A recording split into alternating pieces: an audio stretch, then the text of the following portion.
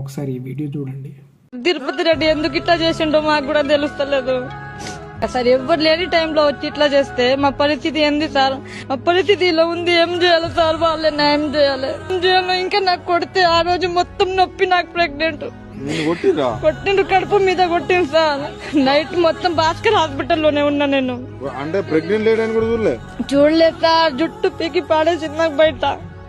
మా ఆయన వచ్చి లేపిండు, కడుపు మీద తాకిందని ఏడిసింది మా పుల్లు. అప్పటికి హాస్పిటల్ కు తోలుకోపోయిండ్రు. నైట్ మొత్తం భాస్కర్ హాస్పిటల్లోనే ఉన్నా సార్ నేను.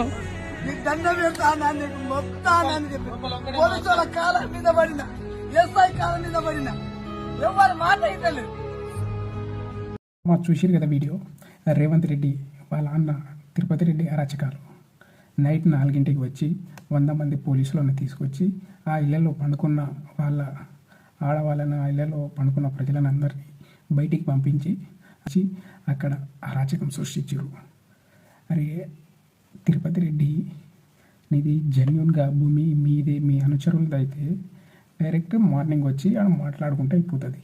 నైట్ 4 వచ్చి ఆడ అరాచకం సృష్టించి అందరినీ భయపెట్టించి అక్కడి నుంచి ఖాళీ చేయాలని పోలీసులతో ధమ్కి ఇస్తుండ్రు. ఎందుకంటే పోలీసులు వాళ్ళ చేతుల్లోనే ఉన్నారు. రాజ్యం వాళ్ళది, మా తమ్ముడు సీఎం అని విర్రవీకి పోలీసులను 100 మందిని తీసుకొని పేదవాళ్ళు, గిరిజనులు వాళ్ళు రూపాయి కూడబెట్టుకుని భూమి ఆడ ప్లాట్ తీసుకుంటే ఆ ప్లాట్ల పోయి వీళ్ళు కబ్జా చేస్తారు. ఇది ఎంతవరకు న్యాయం?